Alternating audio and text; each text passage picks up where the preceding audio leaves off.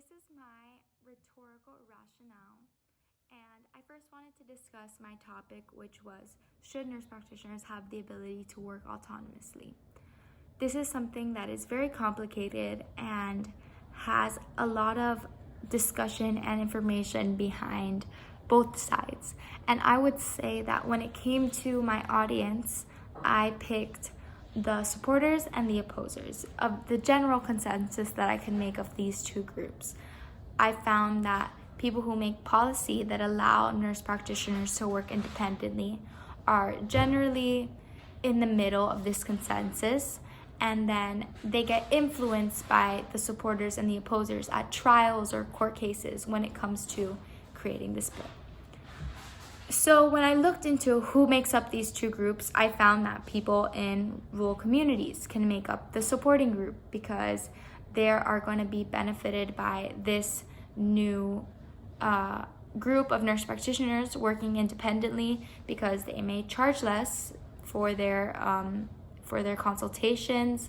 They may be really the only source of medical information in this small community that may not have a doctor, or may not have a doctor that is accessible all the time when they need it.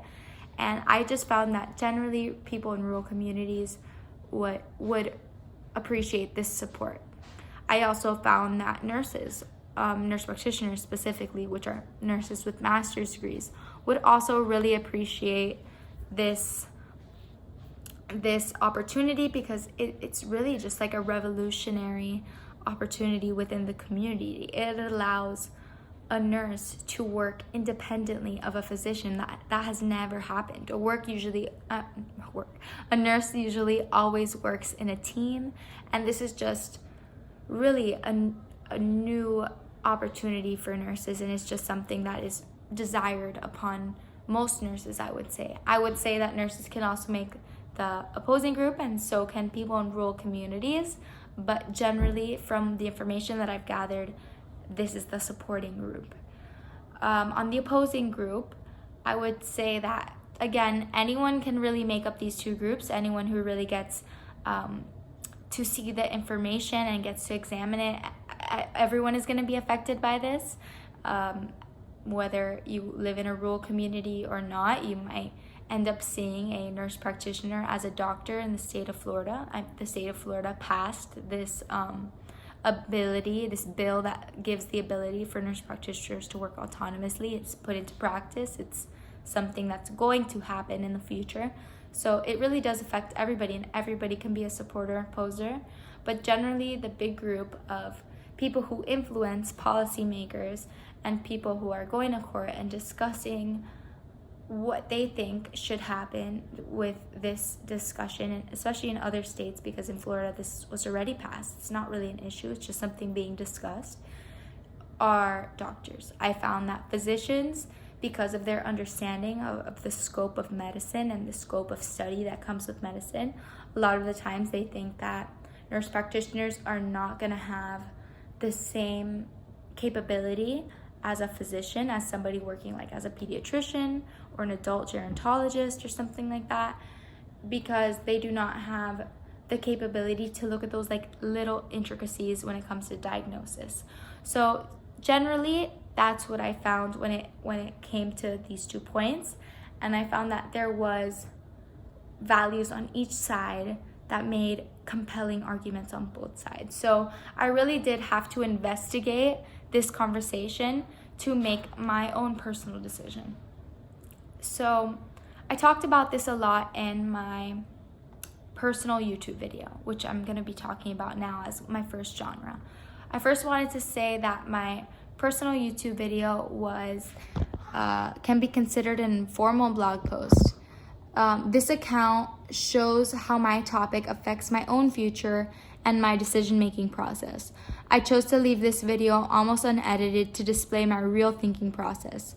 I think that this can also be an effective way to demonstrate what is going on in the mind of students who will be acting on this new policy.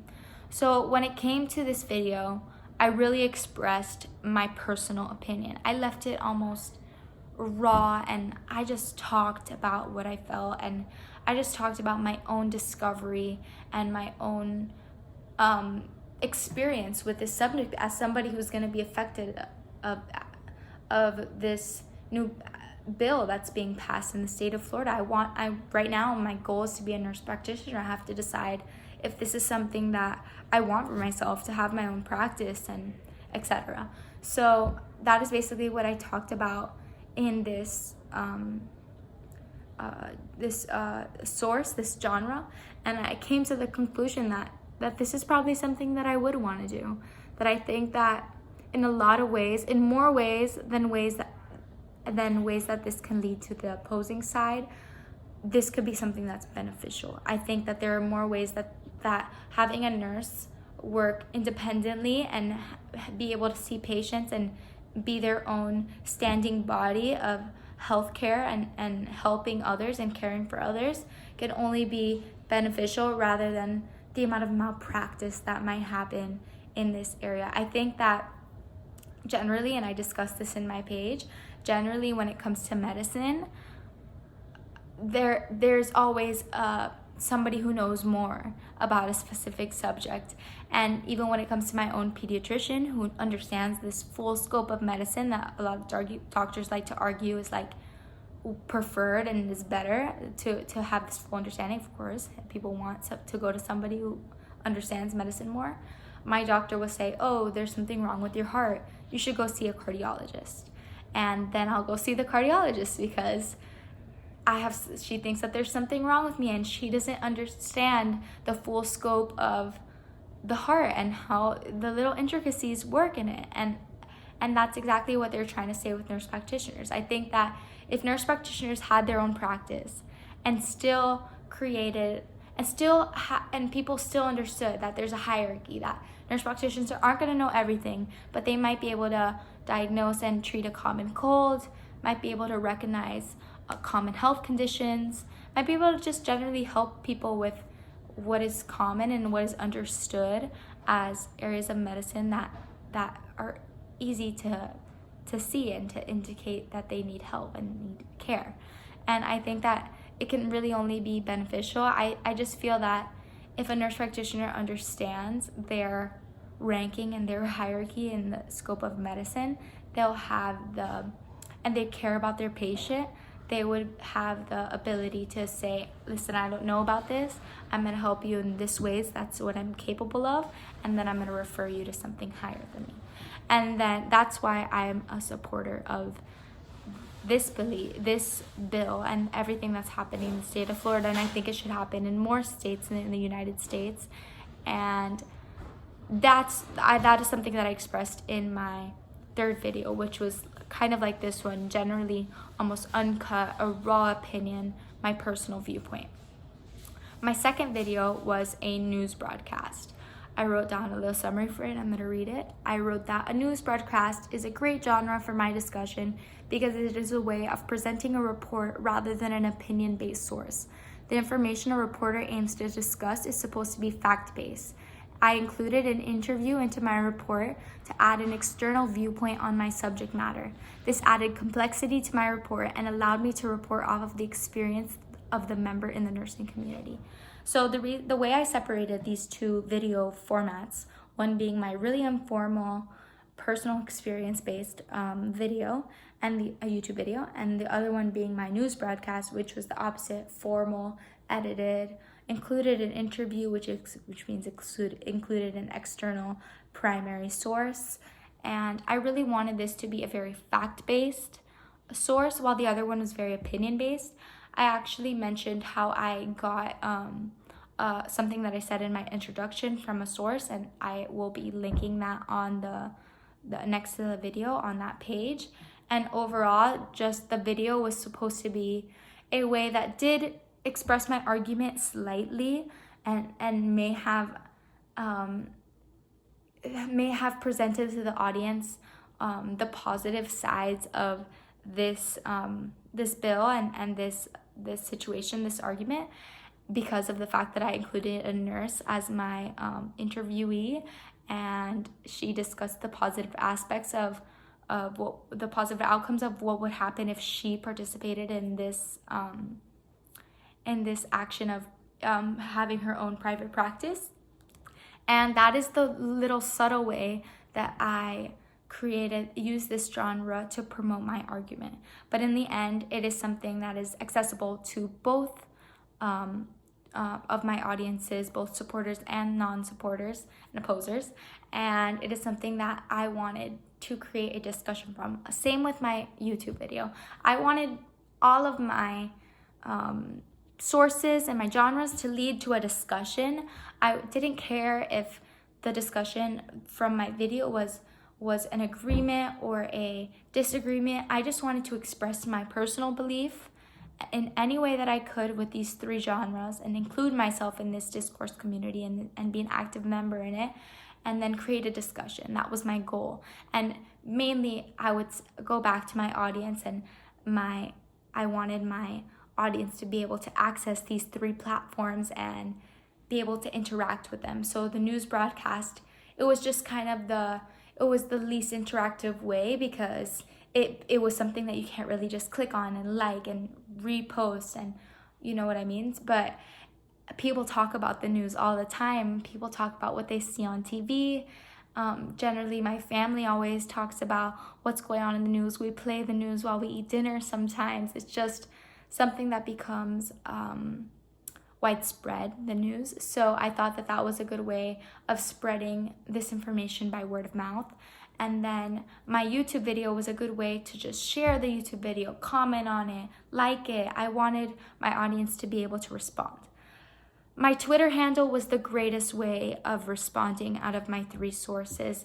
The way I even presented it was kind of like a discussion board where I allowed both supporters and non-supporters to access my page, to respond to it. I wanted people to look at what I wrote, write their own opinion on it. And I also shared on my Twitter page not only videos of my viewpoint, but videos of opposing viewpoints and sources that express opposing viewpoints, because I wanted somebody who was advocating for supporting or non-supporting. I mean, mainly the page was probably for supporters because it was titled Nursing by Nina and it included a lot about nursing, but I wanted people who were supporters and non-supporters to look at my page and really understand both sides and hear from both sides what their argument is and what their way of understanding is. And I also included little motivational posts and things that would kind of unite the area of healthcare in general, because in this whole argument, I just found that our discussions like this and disputes like this create division in the healthcare community, and they create this diversity between, not diversity, that's not the right word, but this kind of disconnect between the two groups, and not even the two groups, many groups of the healthcare community. And it's almost like this internal war within this fight to all care and all come together. It's people in the hospitals are supposed to be working in unison no matter what their title is. So I just wanted to remind healthcare workers that they're together and that they're in this together, and that they all want to work for the common goal, which is helping others. And that was basically the point of my Twitter handle. It was a very different approach from my other two approaches, but it was still a way of expressing my idea and interacting with my audience and my discourse community. So those were my three genres. I really, really, really liked doing this project. It got me inspired to talk to people about medicine and really go into this force and shadow physicians and really understand things further than the understanding that I really have. And I hope you liked my videos, and I will come back to you with more videos soon. Bye guys.